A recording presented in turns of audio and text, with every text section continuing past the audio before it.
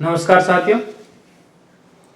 School lecturer का जो हमारा कोर्स है उसमें हम सबसे पहले शुरू कर रहे हैं राजनीतिक भूगोल का जो पोर्शन है जो पीजी लेवल वाला है उसमें। और आज का जो हमारी पहली क्लास है, इस पहली क्लास का जो टॉपिक है उस टॉपिक का नाम है राजनीतिक भूगोल के अध्ययन के उपागम। इस कोर्स में हम अध्ययन करेंगे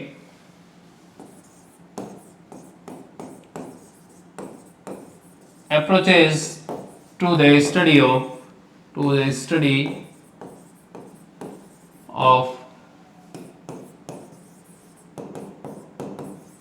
political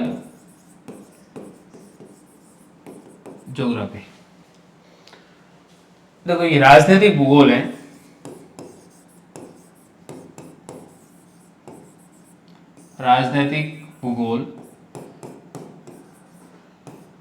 राजनीतिक भूगोल के अध्ययन के ये सिलेबस में पहले नहीं था। इस बार जो सिलेबस अपडेट हुआ है उसमें ये टॉपिक नया जुड़ा है कि राजनीतिक भूगोल को कैसे पढ़ा जाए, how to study the political geography. और अप्रोच का मतलब है, इस अप्रोच का मतलब होता है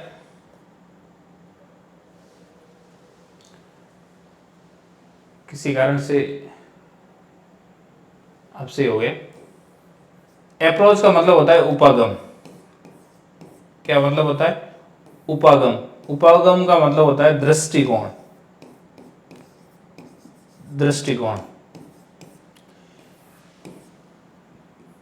किसी भी विषय को पढ़ने के अपने अपने उपागम होते हैं कि उस विषय को किस दृष्टिकोण से पढ़ा जाए। दृष्टिकोण का मतलब होता है नजरिया, देखने का तरीका, चश्मा कह सकते हैं हम। जैसे गांधी जी के चश्मे से देखना, अंबेडकर जी के चश्मे से देखना। प्रत्येक व्यक्ति का अपना अपना नजरिया होता है। कोई नारीवादी दृष्टिकोण, इसका मतलब है कि वो महिला के हिसाब से उस चीज को एक्सप्लेन कर रहा है। मार्क्सवादी जो नजरिया है, इसका मतलब वो मार्क्स की विचारधारा है, उसके अनुसार उस चीज को देख रहा है, उस चीज का अध्ययन कर रहा है। तो हमारा जो राजनीतिक भूगोल है, पॉलिटिकल ज्योग्राफी है, जो ज्योग्राफी की एक महत्वपूर्ण शाखा है, इस शाखा को हम जब पढ़ेंगे तो पढ़ने का जो नजरिया है वो क्या होना चाहिए। तो ये हमारा जो पहला टॉपिक है कि कौन कौन से उपागम है भूगोल में, तो उन्हीं उपागम पर हम चर्चा करेंगे।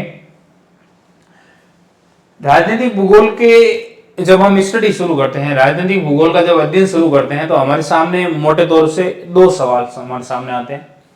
एक कि इसका सब्जेक्ट मैटर क्या होगा। सब्जेक्ट मैटर का मतलब है कि इसकी विषय वस्तु, इसमें कौन कौन से कंटेंट पढ़ने हैं, क्या पढ़ना है हमें।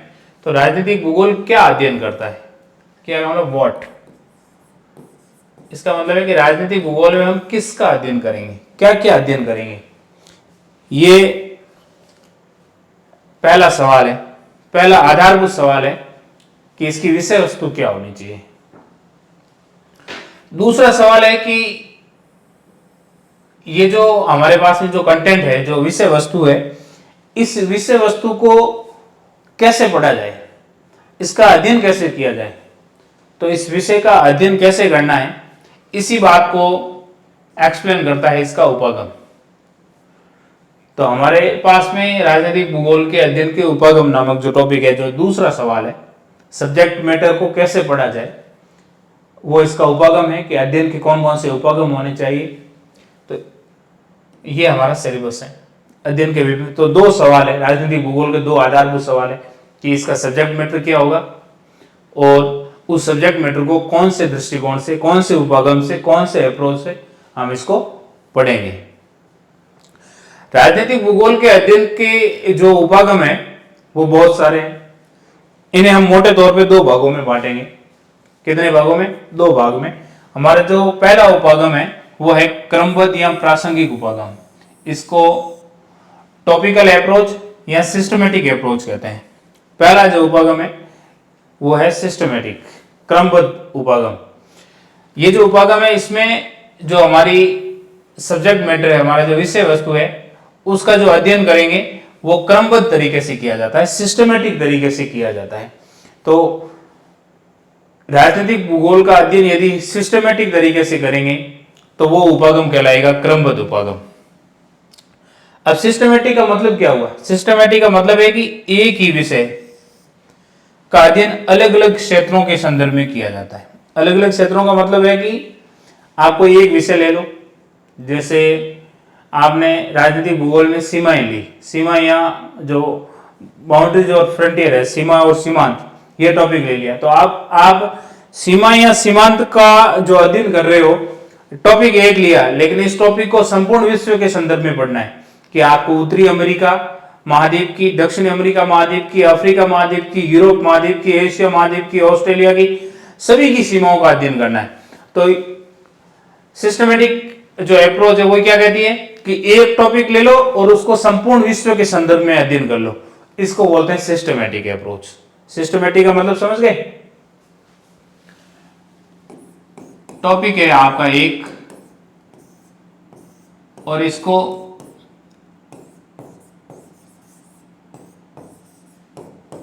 सभी भौगोलिक प्रदेशों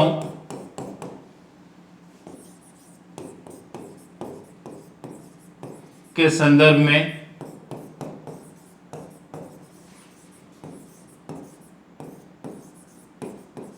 अध्ययन करना है। ठीक है, जैसे आपने टॉपिक ले लिया बाउंड्रीज, सीमाएं, तो सीमाओं का अध्ययन करना है आपको कौन से उपागम के आधार पे?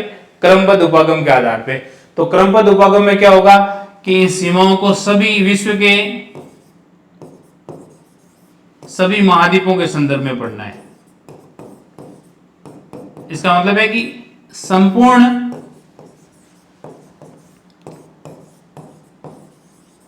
विश्व के संदर्भ में पढ़ना है। आपको किसी विशेष प्रदेश के बारे में नहीं पढ़ना है, जबकि एक विशेष टॉपिक को पढ़ना है और संपूर्ण जो प्रदेश है, संपूर्ण विश्व है, उसके दृष्टिकोण से पढ़ना है। तो ये वाला जो हमारा दृष्टिकोण है वो कहलाएगा क्रमबद्ध या प्रासंगिक उपागम।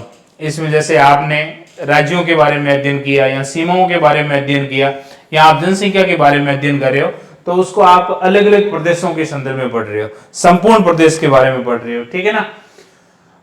दूसरा जैसे एक होता है प्रादेशिक उपागम। प्रादेशिक में क्या होता है कि एक प्रदेश ले लिया, जैसे आपने राजस्थान ले लिया, तो राजस्थान में सारे टॉपिक पढ़ लो आप। राजस्थान की जलवायु पढ़ ली, राजस्थान के भूआकृतिक पढ़ ले प्रदेश पढ़ लिए, राजस्थान की वनस्पति पढ़ ली, राजस्थान की मृदाएं पढ़ ली, तो उसको बोलेंगे प्रादेशिक उपागम। जबकि जो सिस्टमेटिक उपागम में क्या होता है, टॉपिक एक लिया है और उसको संपूर्ण विश्व के संदर्भ में पढ़ना है, इस उपागम को बोलेंगे क्रमबद्ध उपागम।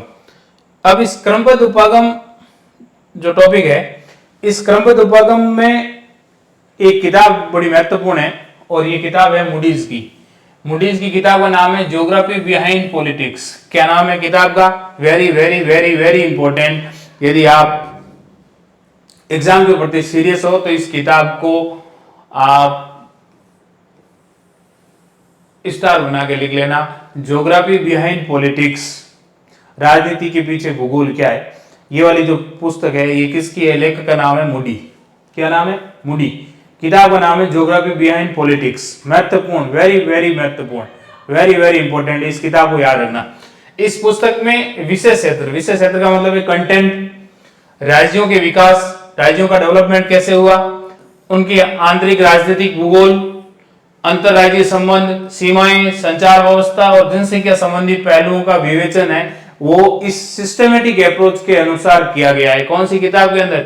Geography behind politics. तो ये सवाल आ सकता है कि ज्योग्राफी बिहाइंड पॉलिटिक्स जो मूडीज की किताब, पहला सवाल तो ये पूछा जा सकता है कि ज्योग्राफी बिहाइंड पॉलिटिक्स किसकी पुस्तक है? तो मूडीज की। ठीक है। दूसरा सवाल कि मूडी की ये पुस्तक ज्योग्राफी बिहाइंड पॉलिटिक्स किस अप्रोच से लिखी गई है, कौन से उपागम को सिद्ध करती है, कौन से उपागम की पुष्टि करती है? तो इस उपागम का नाम कौन सा है? सिस्टमेटिक उपागम। Okay, done. दूसरी जो किताब है उसका नाम है एलिमेंट्स ऑफ पॉलिटिकल ज्योग्राफी। किताब का क्या नाम है? एलिमेंट्स ऑफ पॉलिटिकल ज्योग्राफी, राजनीतिक भूगोल के तत्व। ये किताब के लेखक है फाल्कनर और stores. Very very very important, दो किताबें होगी। पहली है ज्योग्राफी बिहाइंड पॉलिटिक्स मूडीज की, और दूसरी पुस्तक है element of political geography Faulkner और स्टोर्स की। किसकी है? फाल्कनर और स्टोर्स की। ये किताब भी कौन से दृष्टिकोण से लिखी गई है? सिस्टमेटिक दृष्टिकोण से। यह पुस्तक भी इसी उपागम पर आधारित है और तथ्यों के अलावा इसमें सिद्धांत, विचार और विभिन्न भौतिक, आर्थिक और सांस्कृतिक तत्वों की व्याख्या भी प्रस्तुत करती है। तो दो किताबें ध्यान रखना है। कौन से उपागम से संबंधित है? सिस्टमेटिक उपागम से। पहली पुस्तक का नाम है ज्योग्राफी बिहाइंड पॉलिटिक्स मूडी की, और दूसरी किताब का नाम है elements of political geography Faulkner और स्टोर्स की। महत्वपूर्ण अलग से स्टार बना के कोष्टक में बॉक्स बना के आप अपने नोट्स में लिख लेना। Elements of political geography Faulkner, लंबी किताब है तो लंबे राइटर का नाम भी लंबा है, फाल्कनर और स्टोर्स, ठीक है। और ज्योग्राफी बिहाइंड पॉलिटिक्स तो मूडी की किताब। किसकी किताब है? मूडी की। तो एलिमेंट्स ऑफ पॉलिटिकल ज्योग्राफी याद रखना, फाल्कनर और stores. Geography behind politics Moody. और ये दोनों पुस्तकें सिस्टमेटिक अप्रोच से लिखी गई है, क्रमबद्ध उपागम के अनुसार लिखी गई है। दूसरा जो उपागम है वो है रीजनल अप्रोच। भूगोल में मोटे तौर पे दो ही अप्रोच है, सिस्टमेटिक और रीजनल। अब देखो सिस्टमेटिक में क्या था? एक टॉपिक लिया और पूरे विश्व के संदर्भ में अध्ययन किया। दूसरा है रीजनल अप्रोच में एक रीजन लेना है, एक प्रदेश लेना है और उसमें सभी टॉपिक को पढ़ना है। किसी एक विशेष क्षेत्र को ले लिया, जैसे एक महाद्वीप ले लो, एक देश ले लो, एक राज्य ले लो, ठीक है। उसका अध्ययन एक इकाई के रूप में किया जाता है और यहाँ राजनीतिक भूगोल के सभी तत्व है। राजनीतिक भूगोल में जितने भी टॉपिक आते हैं, जितनी विषय वस्तु शामिल है, उन सभी विषय वस्तु का अध्ययन आपको एक विशेष प्रदेश के संदर्भ में करना है। इसको बोलते हैं प्रादेशिक उपागम। जैसे आपने वहां की जनसंख्या के बारे में देख लिया, वहां की अर्थव्यवस्था, वहां की राजनीतिक संरचना के बारे में पढ़ लिया। तो एक विशिष्ट प्रदेश में, एक विशिष्ट क्षेत्र में सभी राजनीतिक पहलुओं का अध्ययन करना, जिस उपागम को कहते हैं प्रादेशिक उपागम। तो दो उपागम हो गए, पहला सिस्टमैटिक, दूसरा प्रादेशिक। अंतर समझ में आया? देखो सिस्टमैटिक और दूसरा है रीजनल। सिस्टमैटिक में क्या है? एक टॉपिक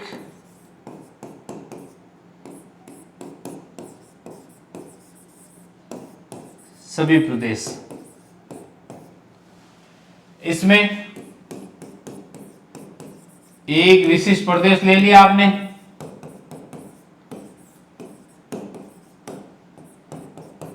और यहां पर सभी टॉपिक पढ़ने हैं उसके।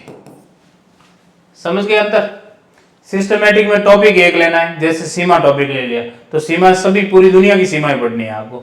और रीजनल में क्या है? एक क्षेत्र ले लिया, जैसे भारत ले लिया तो भारत में राजनीतिक भूगोल के सभी टॉपिक पढ़ने हैं। राजनीतिक भूगोल में जैसे जनसंख्या आती है तो जनसंख्या पढ़नी है, सीमाएं आती है तो सीमाएं पढ़नी है आपको, राजनीतिक संरचना आती है, सरकार की व्यवस्था कैसे होती है, ये सभी टॉपिक उसमें पढ़ने हैं, ठीक है। तो सिस्टमेटिक अप्रोच और रीजनल अप्रोच दोनों में अंतर आपको समझ में आ गया होगा। सिस्टमेटिक अप्रोच की दो किताबें, मूडी और फाल्कनर और स्टोर्स वाली दोनों किताबें याद रखना। और प्रादेशिक उपागम, दूसरा उपागम है प्रादेशिक उपागम। प्रादेशिक उपागम में दो पुस्तकें। पहली पुस्तक का नाम है वर्ल्ड पॉलिटिकल पैटर्न, अलेक्जेंडर की किताब है। Very very very important.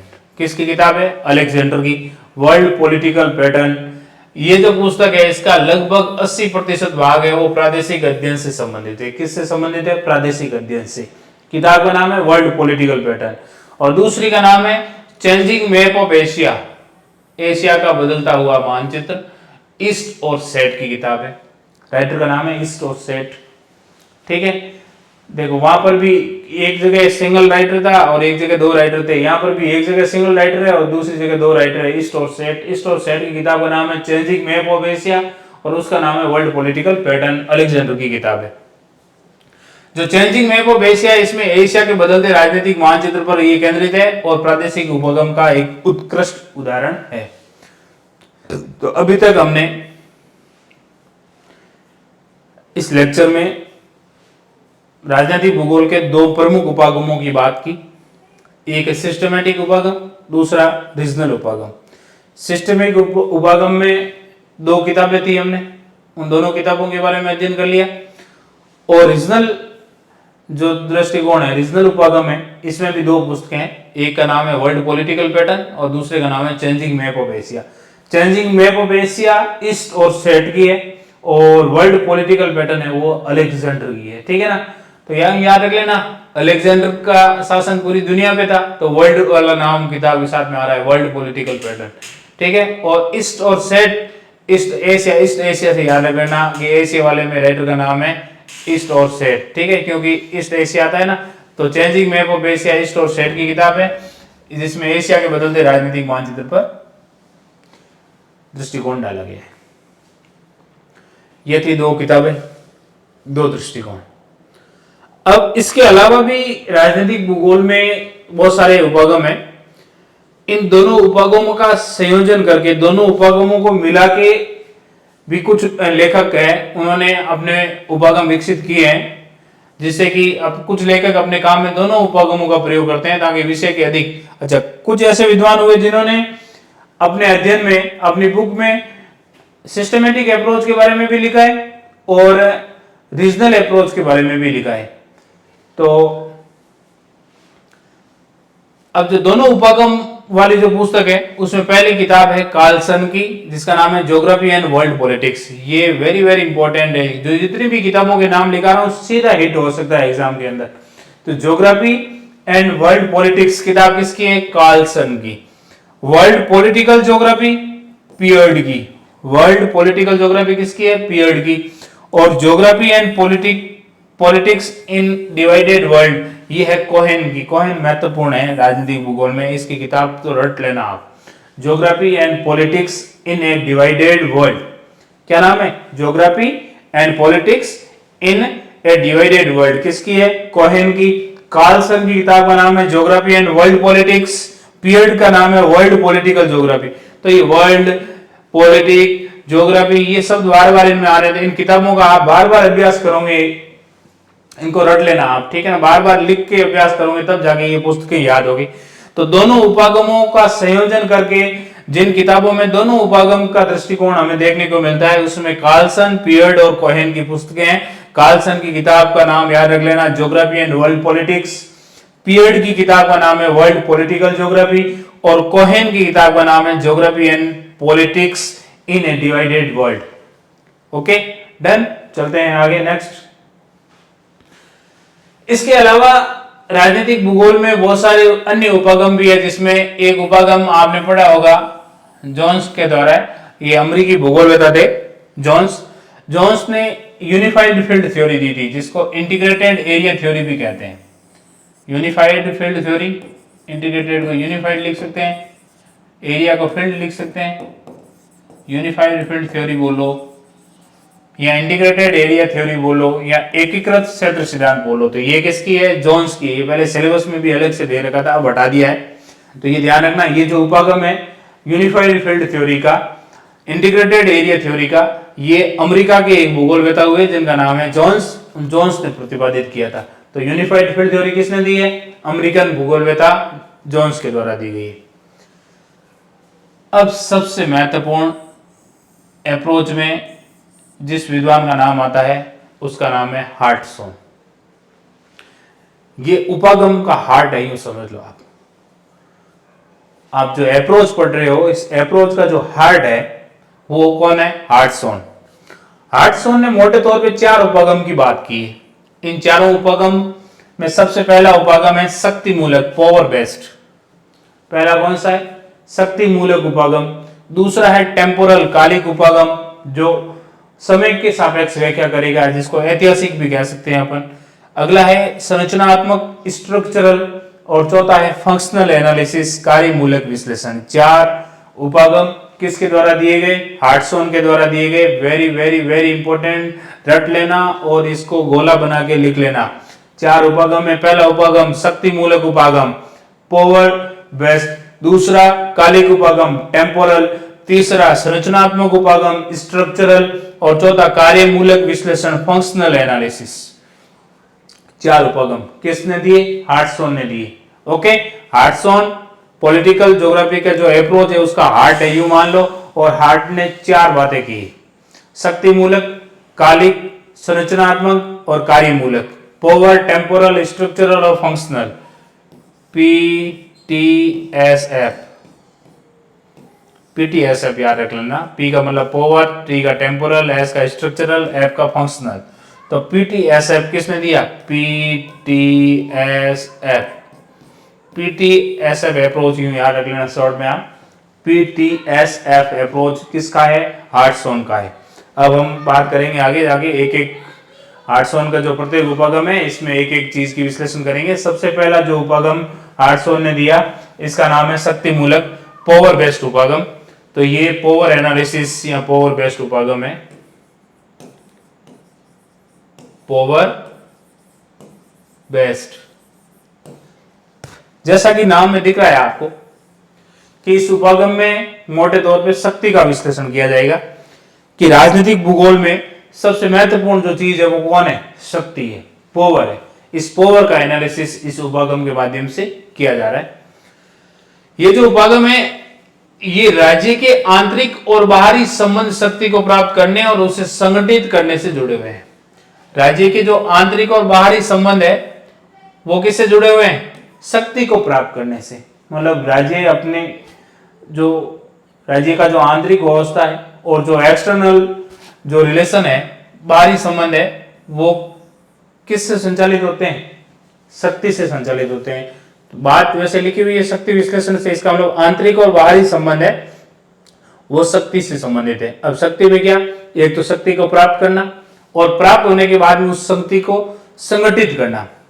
कुछ ऐसे देश है जो वैश्विक स्तर पर आपको ध्यान होगा, जैसे यूएसए है, रशिया है, ये क्या है? वर्ल्ड पावर की भूमिका निभाते हैं। इनके पास में पावर है, इनके पास में शक्ति है, ठीक है, और वो उस शक्ति को प्राप्त करने और उस शक्ति को और संगठित करने पे जोर देते हैं। इसलिए वो क्या है कि अपने अपने क्षेत्रीय जो अंतर्राष्ट्रीय जो संगठन है वो बनाते हैं, IMF के माध्यम से, वर्ल्ड बैंक के माध्यम से, UN के माध्यम से, या जैसे ब्रिक्स है जिसमें जैसे रशिया है, चाइना है, इस प्रकार की उभरती शक्तियां अपने को संगठित करने पर जोर देती है।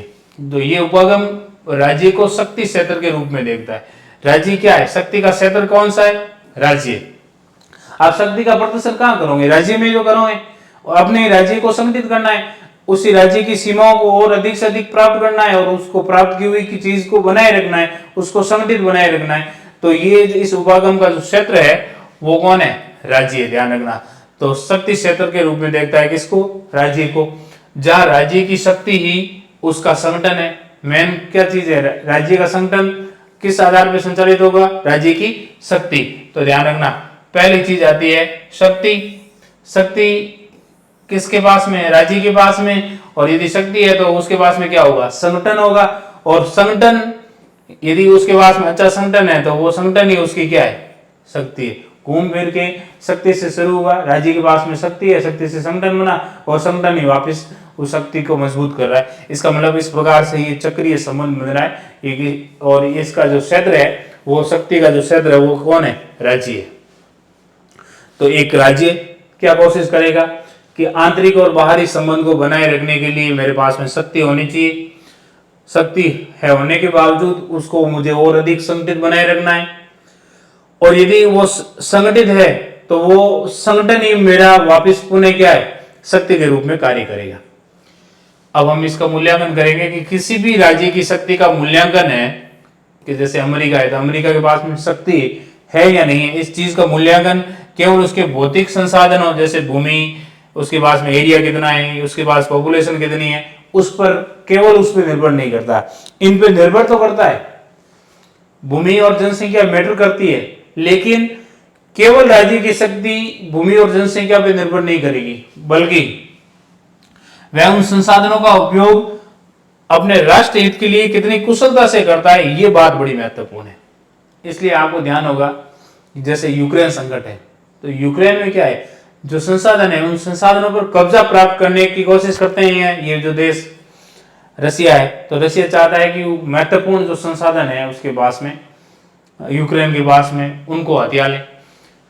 तो डिपेंड करेगा किसी देश के पास में शक्ति है या नहीं, तो वो भूमि और जनसंख्या के अलावा उसके पास में वो संसाधन है ना, उन संसाधनों का उपयोग वो कितनी कुशलता के साथ में और राष्ट्र हित के लिए करता है, ये बड़ी महत्वपूर्ण चीज है। रशिया को ये फिक्र थोड़ी है कि यूक्रेन जो संसाधन पड़े हैं उनको मैं किसी गरीब देश को दूंगा और वो फायदा उठाएंगे, उनके भलाई करने के लिए नहीं है। उन संसाधनों का उपयोग रशिया के विकास में वो करना चाहता है, राष्ट्र हित में करना चाहता है। कोई भी देश, चाइना है तो चाइना क्या करेगा कि वो अपने पास में जो उपस्थित संसाधन है उन संसाधनों का अधिक से अधिक राष्ट्र हित में कैसे प्रयोग किया जाए। कोई भी देश यदि उसके पास में संसाधन है, उन संसाधनों का वो राष्ट्र हित में कितना प्रयोग कर रहा है, वो इस बात की पुष्टि करेगा कि उसके पास में शक्ति कितनी है। यदि वो अपनी शक्ति का उपयोग अपने पास स्थित संसाधनों को अपने हित में कर रहा है, अपने राष्ट्र हित में कर रहा है, तो इसका मतलब है कि उसकी शक्ति उसके अनुकूल है, उसकी शक्ति उसके काम आई। ठीक है, तो ये शक्ति था। अब शक्ति के दो उपयोग होते हैं, एक तो शक्ति का आंतरिक उपयोग और एक शक्ति का बाहरी उपयोग। इंटरनल यूज क्या है? इंटरनल यूज ये होगा कि यह राज्य अपनी संगठनात्मक शक्ति का उपयोग जनमत के माध्यम से करता है। इंटरनल यूज किसके माध्यम से करेगा? जनमत के। अब कुछ ऐसे देश है कि जिनमें आंतरिक कलह चलती रहती है, आंतरिक विद्रोह चलते रहते हैं। इसका मतलब है कि जनमत उस शक्ति को वैध नहीं मान रहा है, जनमत उस शक्ति को सपोर्ट नहीं कर रहा है। ठीक है ना। और यदि किसी के पास में शक्ति है तो इसका मतलब है कि जनमत उसके साथ में है। ठीक है ना। तो वास्तविक शक्ति, उसकी आंतरिक शक्ति यदि उसके पास में है तो ये हम कैसे तय करेंगे? तो वो डिपेंड करेगा कि जनमत उसका कैसे प्रयोग कर रहा है। ठीक है। अब आंतरिक उपयोग सेंट्रीपिटल टेंडेंसी रखता है। सेंट्रीपिटल का मतलब है कि केंद्राभिमुखी, केंद्र की ओर उन्मुख। केंद्र की ओर उन्मुख का मतलब ये हुआ कि ऐसी शक्ति राष्ट्र को एकजुट करती है। क्या करती है? राष्ट्र को एकजुट करती है और उसको बढ़ावा देती है। जबकि जो अपकेंद्रीय प्रवृत्ति है, जिसको सेंट्रीफ्यूगल टेंडेंसी बोलते हैं, ये राष्ट्र को विभाजित करती है। तो आंतरिक शक्ति का दो प्रकार से उपयोग है। एक शक्ति का पॉजिटिव प्रयोग जो सेंट्रीपिटल फोर्स है, वो तो क्या करेगा कि राष्ट्र को मजबूत करेगा। और यदि एक ऐसी शक्ति है किसी के पास में, वो क्या करेगा? उस राष्ट्र को विभाजित करेगा, उसको निष्क्रिय कर देगा। ठीक है ना। तो ये उसकी हो जाएगी सेंट्रीपिटल टेंडेंसी, जो राष्ट्र को विभाजित करती है उसको निष्क्रिय कर देता है। ठीक है ना। तो जो राष्ट्र को विभाजित करती है को निष्क्रिय करना है। एक क्या करेगी? राष्ट्र को एकजुट करेगी। और अपकेंद्रीय प्रवृत्तियां हैं वो क्या करेगी? राष्ट्र को विभाजित करने वाले जो तत्व हैं उनको निष्क्रिय करेगी। सरल शब्दों में हम ये कह सकते हैं कि देश के अंदर स्थिरता और एकता बनाए रखना इस शक्ति का आंतरिक और बाह्य प्रयोग है। ठीक है। आंतरिक प्रयोग क्या है?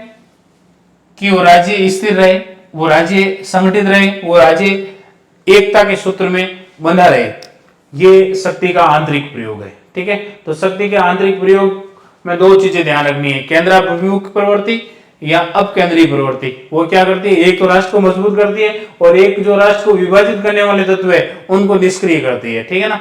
जो विद्रोह करते हैं, आंतरिक हिंसा करते हैं, तो ऐसे लोगों को दबाती है, उनको निष्क्रिय करती है। यदि किसी के पास में शक्ति है तो दो प्रकार के टेंडेंसी रखती है, एक तो सेंट्रीपिटल और एक सेंट्रीफ्यूगल। ठीक है। सेंट्रीपिटल तो एकजुट करेगी और सेंट्रीफ्यूगल है वो राष्ट्र को विभाजित करने वाले तत्व है उनको निष्क्रिय करेगी।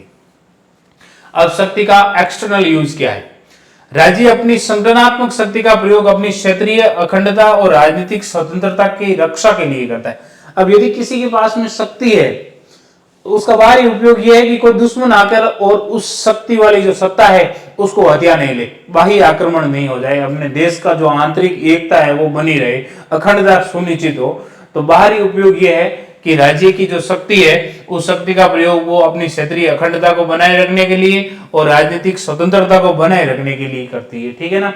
इसके लिए वह विदेश नीति का निर्माण करती है और उसका संचालन भी करती है। तो विदेश नीति का निर्माण करना और संचालन करना शक्ति का बाहरी उपयोग है। शक्ति का कैसा उपयोग है? बाह्य उपयोग है। इसका उपयोग अन्य राज्यों को प्रभावित करने के लिए भी किया जाता है। कुछ ऐसे देश होते हैं जो अपनी विदेश नीति के माध्यम से दूसरे देशों को प्रभावित भी करते हैं। तो इस शक्ति के दो उपयोग हो गए, आंतरिक उपयोग और बाह्य उपयोग। आंतरिक उपयोग में राष्ट्र को एकजुट रखना, विभाजित होने वाली शक्तियों को निष्क्रिय करना। और बाह्य उपयोग में क्या होता है कि कि राजनीतिक अखंडता और राजनीतिक स्वतंत्रता को बनाए रखना। अंतरराष्ट्रीय क्षेत्र में शक्ति के कौन कौन से घटक है? अंतरराष्ट्रीय स्तर पर राज्य अपनी शक्ति का प्रदर्शन निम्नलिखित साधनों से करता है। अब इंटरनेशनल स्तर पर विदेश नीति में राज्य अपनी शक्ति का प्रदर्शन कैसे करेगा? जैसे कोई देश है, जैसे यूएसए है, तो यूएसए के पास में शक्ति है, तो उस शक्ति का प्रदर्शन वो अंतरराष्ट्रीय स्तर पर कैसे करेगा? उसके कुछ साधन है, जिसमें एक तो यदि वो मिलिट्री पावर के माध्यम से कर सकता है, ये उस शक्ति का सबसे व्यवहारिक आधार होता है। सबसे व्यवहारिक आधार क्या है? कि वो मिलिट्री पावर रखना। दूसरा है आर्थिक शक्ति। इसमें क्या है कि ये कलेक्टिव पावर का उपयोग किया जाता है। इसमें सामूहिक आर्थिक शक्ति को बढ़ाने के लिए किसका प्रयोग किया जाता है? सामूहिक शक्ति का। कि कोई देश आर्थिक रूप से मजबूत, जैसे डॉलर रुपए के वैसे मजबूत हो रहा है, ठीक है, तो इसका मतलब है कि वो आर्थिक रूप से सक्षम है। यदि उसके पास में महत्वपूर्ण संसाधन है, महत्वपूर्ण खनिज संसाधनों पर उसका कब्जा है, तो वो आर्थिक रूप से शक्तिशाली है। राय या मत को नियंत्रित करने की शक्ति, ये जैसे आईएमएफ, वर्ल्ड बैंक, यूएनओ, उसमें अपनी बात को मनवाने की शक्ति होना, ठीक है, तो ये वाली शक्ति है, उसको बोलते हैं राय या मत को नियंत्रित करने की शक्ति। तो अंतरराष्ट्रीय क्षेत्र में शक्ति को प्रदर्शित करने के 3 साधन है। पहला मिलिट्री पावर, ये इसकी व्यवहारिक आधार होता है। आर्थिक शक्ति, ये कलेक्टिव शक्ति होती है। और राय और मत को नियंत्रित करने की शक्ति। तो 3 प्रकार की शक्ति के माध्यम से वो अंतरराष्ट्रीय स्तर पर राज्य अपनी शक्ति का प्रदर्शन करता है। तो ध्यान रखना, अंतरराष्ट्रीय क्षेत्र में शक्ति के कौन कौन से घटक हो गए? सैन्य शक्ति, आर्थिक शक्ति और राय या मत को नियंत्रित करने की शक्ति, जिसको पावर टू कंट्रोल ओपिनियन बोलते हैं। तो ये 3 प्रकार की शक्ति हो गई। अब भू राजनीति में ये जो उपागम है, इसका क्या महत्व है? तो ये जो उपागम है वो राजनीतिक भूगोल की तुलना में भू राजनीतिक अध्ययन में अधिक प्रयोग किया जाता है। पॉलिटिकल ज्योग्राफी की तुलना में ये जियो पॉलिटिक्स होती है ना, जियो पॉलिटिक्स में ये महत्वपूर्ण है। जियो पॉलिटिक्स में ये सब पढ़ते हैं, संसाधनों पर नियंत्रण करना, महत्वपूर्ण संसाधनों पर कब्जा करना, किसी जैसे कहीं किसी स्थान पे प्राकृतिक गैस या नेचुरल गैस निकल रही है, या कोई कोयला संपन्न क्षेत्र है, या अन्य कोई महत्वपूर्ण खनिज संपन्न क्षेत्र है, तो उस पर किसी भी देश का अपना कंट्रोल करना, ये वाली जो बातें हैं वो जियो पॉलिटिक्स में हम पढ़ते हैं। तो ये जो उपागम है वो राजनीतिक भूगोल की तुलना में जियो पॉलिटिक्स में महत्वपूर्ण है, क्योंकि जो जियो पॉलिटिक्स है ना, ये राज्यों के बीच की शक्ति संबंध और उनके भौगोलिक कारकों पर केंद्रित है। इसमें जियो में क्या है, भूगोल वाला तत्व अधिक देखते हैं, ठीक है ना, तो भौगोलिक कारक पर अधिक जोर देते हैं। राज्यों के बीच में संबंध किस प्रकार से है और उन संबंधों में जो भौगोलिक कारक है उसका क्या रोल है, ये चीजें कहां पर देखी जाती है? भू राजनीति में। इसलिए पॉलिटिकल ज्योग्राफी की तुलना में जियो पॉलिटिक्स में इस वाले दृष्टिकोण का अधिक महत्व है, ठीक है। अब हम बात करेंगे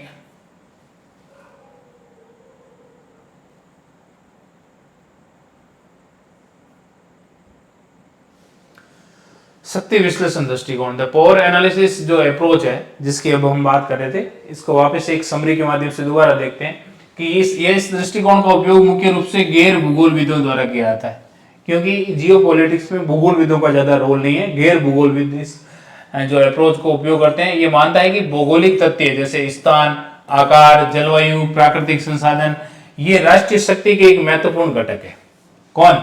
कि जो भौगोलिक तथ्य है ना, ये राष्ट्रीय शक्ति के महत्वपूर्ण घटक है, ये मानता है। ये तो कौन सा पावर एनालिसिस ये मानता है कि राष्ट्रीय शक्ति में भौगोलिक तथ्यों का महत्वपूर्ण योगदान है। यह राष्ट्रीय शक्ति को 5 भागों में विभाजित करता है। पहली शक्ति भौगोलिक, दूसरी आर्थिक, तीसरी राजनीतिक, चौथा सामाजिक और 5वीं सैन्य या मिलिट्री। तो 5 प्रकार की पावर राष्ट्रीय शक्ति पावर एनालिसिस अप्रोच में 5 प्रकार की राष्ट्रीय शक्ति को परिभाषित किया गया है, जिसमें पहला है भौगोलिक, दूसरा आर्थिक, तीसरा राजनीतिक, चौथा सामाजिक और सैन्य। भौगोलिक का मतलब उसके पास में कितने भूभाग पर कब्जा है, आर्थिक का मतलब उसके पास संसाधन कितने हैं, राजनीति का मतलब है कि उसके पास में जनमत का कितना समर्थन है, सामाजिक का मतलब है कि वहाँ का जो समाज है वो किस प्रकार से जो ह्यूमन डेवलपमेंट इंडेक्स में किस स्थान पर है, और सैन्य का मतलब है कि वो सेना के दृष्टिकोण से, सैन्य दृष्टिकोण से कितना मजबूत है। एक पूर्ण भौगोलिक दृष्टिकोण इन 5 तत्वों को एक साथ रखकर उनके राजनीतिक महत्व का विश्लेषण करता है, जिसमें सबसे पहले प्राकृतिक वातावरण में स्थिति, आकार, भूभाग, जलवायु और मिट्टी का अध्ययन किया जाता है। परिवहन और संचार में वस्तु, लोगों और विचारों का प्रवाह किस प्रकार से होता है, इस पर जोर दिया जाता है। कच्चा माल और निर्मित सामान में वर्तमान और भविष्य की क्षमता देखी जाती है। और जनसंख्या में गुणात्मक और वैचारिक पहलुओं का अध्ययन किया जाता है।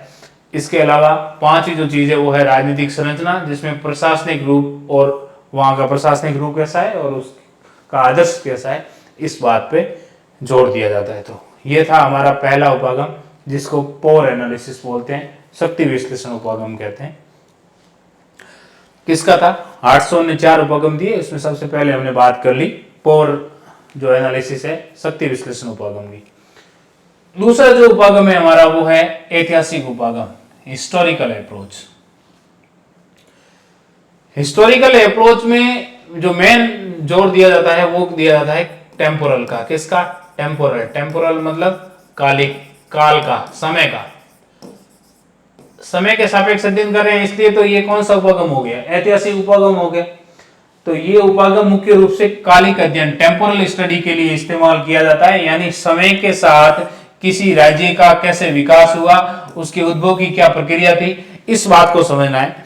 कि जैसे भारत है तो भारत का विकास कैसे हुआ, भारत का उद्भव कैसे हुआ राजनीतिक रूप से समय के साथ में, कि हम पहले प्राचीन काल में यहाँ पर राज्य व्यवस्था कैसे थी, मध्य काल में राज्य व्यवस्था कैसे थी, आधुनिक काल में ब्रिटिश के अधीन थे, उसके बाद में आजाद हुए, उसके बाद में किस प्रकार से लोकतंत्र 1947 से लेकर और वर्तमान समय तक प्रोग्रेस किया। इस चीज का अध्ययन यदि हम समय के साथ में कर रहे हैं तो ये वाला उपागम कहलाएगा ऐतिहासिक उपागम। इसका उद्देश्य किसी राज्य के वर्तमान को उसके अतीत के संदर्भ में समझना है, कि आज कोई राज्य शक्ति के आधार पर किस स्थिति पे है, राज्य के हिसाब पर वो वैश्विक स्तर पर कौन सा स्थान रखता है, उसका विकास समय के सापेक्ष कैसे हुआ, वर्तमान उसका कैसा है, इस चीज का अध्ययन उसके अतीत को देख के करना, इस वाले उपागम को बोलते हैं ऐतिहासिक उपागम। तो इसका मतलब ऐतिहासिक उपागम वर्तमान की व्याख्या अतीत के संदर्भ में करेगा, इसी को तो हिस्टोरिकल अप्रोच बोलेंगे। ये किसी भी राजनीतिक या सामाजिक इकाई के विकास को समय के साथ अध्ययन करता है, इसमें समय बड़ा महत्वपूर्ण है। सबसे महत्वपूर्ण जो तत्व है ऐतिहासिक उपागम का वो कौन सा है? समय। पिछले वाला जो उपागम था शक्ति विश्लेषण, उसमें मुख्य जो बिंदु था वो क्या था? शक्ति। ऐतिहासिक उपागम में मुख्य बिंदु क्या है? समय, टाइम। इसका मुख्य उद्देश्य अतीत को बेहतर ढंग से समझना, कि हमारा पास्ट कैसा था और उस पास्ट के हिसाब से वहां से सबक लेते हुए वर्तमान समस्याओं का विश्लेषण करना, कि वर्तमान में जो समस्याएं आ रही है, ऐतिहासिक काल में इस प्रकार की समस्याओं का निदान कैसे किया गया, हमारा जो ऐतिहासिक विकास है उसको देखकर वर्तमान में जो समस्याएं हम फेस कर रहे हैं उन समस्याओं का निदान कैसे किया जाए, इस वाले उपागम को बोलते हैं ऐतिहासिक उपागम। यह बताता है कि एक राज्य का क्रमिक विकास, सीमाओं पर आक्रमण और उपनिवेशों का विस्तार जैसी समस्याओं को केवल ऐतिहासिक संदर्भ में ही समझा जा सकता है। जैसे भारत ब्रिटेन का उपनिवेश था, ब्रिटेन के अलग अलग देश क्षेत्रों में बहुत सारे उपनिवेश थे, तो ब्रिटेन ने उन उपनिवेशों का विस्तार कैसे किया। कोई देश आक्रमण करता है किसी अन्य देश पर, सीमाओं, बहुत सारे देशों के मध्य सीमा विवाद है, जैसे भारत पाक, भारत चाइना के बीच में सीमा विवाद है, तो इन सब का अध्ययन कौन से संदर्भ में करना है? ऐतिहासिक संदर्भ में। जैसे हम बात करेंगे यहाँ पर विटल सी की, विटल सी के कृषि प्रदेश पढ़ते हैं आप, वहां विटल सी का नाम सुना होगा। विटल सी की एक पुस्तक है very very very important, the earth and the state. Whittlesey की पुस्तक का नाम क्या है? The earth and the state. याद रखना, विटल सी की पुस्तक the earth and the state. इसमें फ्रांस के उद्भव और विकास का वर्णन किया गया। किसका? फ्रांस का। तो यह सवाल पूछा जा सकता है कि फ्रांस का उद्भव ऐतिहासिक दृष्टिकोण से, ऐतिहासिक उपागम से, जो फ्रांस के उद्भव और विकास का वर्णन ऐतिहासिक दृष्टिकोण से किस विद्वान ने किया? तो उसका उत्तर हो जाएगा विटल सी ने। दूसरा, फ्रांस के उद्भव और विकास पर ऐतिहासिक दृष्टिकोण से विटल सी ने किस पुस्तक में व्याख्या की? तो उसका अर्थ हो जाए, उत्तर हो जाएगा the earth and the state कैसे भी घुमा फिरा के यहां से एक सवाल बन सकता है। विटलसी ने the earth and the state में किस देश के उद्भव और विकास का वर्णन ऐतिहासिक दृष्टिकोण से किया? तो उसका उत्तर हो जाएगा फ्रांस। इसलिए विटलसी का उदाहरण यहां पर ध्यान रखना। विटलसी का यह भी आ सकता है कि विटलसी ने the earth and the state में फ्रांस का उद्भव राजनीतिक भूगोल के किस उपागम के आधार पर किया? तो उसका उत्तर हो जाएगा ऐतिहासिक उपागम।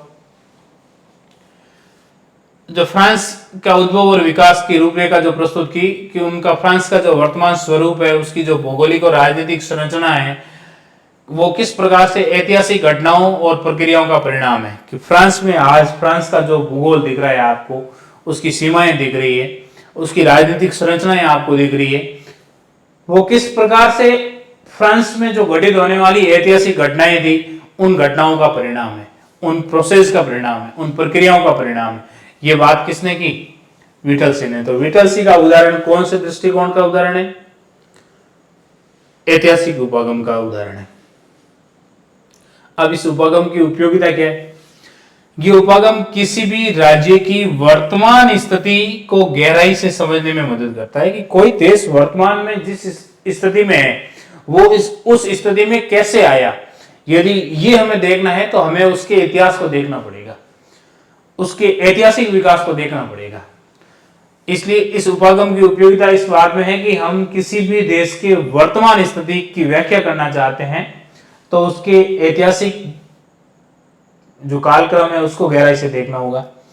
किसी भी राजनीतिक और भौगोलिक समस्या की जड़ अक्सर इतिहास में पाई जाती है। जैसे भारत पाक के बीच में जो संघर्ष चल रहा है, ये भारत और पाकिस्तान के विभाजन के समय से चल रहा है कंटिन्यू। बहुत सारे युद्ध हमने भारत पाकिस्तान के बीच में हमने देखे हैं। तो ये युद्ध अक्सर इनकी जो जड़ें हैं ना, वो कहां पर है? विभाजन के इतिहास में। रूस और यूएसए के बीच में जो प्रतिद्वंदिता है, ये शीत युद्ध के काल से हमें दिखाई देती है। अरब इजराइल का संकट है, ये भी हमें इसके प्राचीन काल से, इतिहास से हमें देखने को मिलता है। तो वर्तमान में जितने भी राजनीतिक संघर्ष देखने को मिल रहे हैं, राजनीतिक और भौगोलिक समस्याएं देखने को मिल रही हैं, इनकी जड़ें उसके इतिहास में खंगाली जा सकती है। इसलिए ये उपागम वर्तमान समस्याओं का ऐतिहासिक दृष्टिकोण से व्याख्या करता है और उनको उजागर करने में भी सहायता करता है। ये इस उपागम की उपयोगिता थी। इस उपागम की कुछ लिमिटेशन है, सीमाएं हैं कि इसका उपयोग सीमित है। अब सीमित क्यों है? क्योंकि यह केवल एक राज्य के ऐतिहासिक विकास पर केंद्रित होता है कि वो उसी राज्य पर फोकस करेगा कि इस राज्य का विकास कैसे हुआ। अन्य देशों के साथ तुलनात्मक अध्ययन या व्यापक वैश्विक विश्लेषण के लिए पर्याप्त नहीं है। आप भारत की किसी समस्या को देखना चाहते हैं तो हम भारत का राजनीतिक रूप से, ऐतिहासिक दृष्टिकोण से विकास कैसे हुआ, ये चीज पढ़ेंगे, लेकिन अन्य देशों के साथ उसकी तुलना नहीं कर पाएंगे।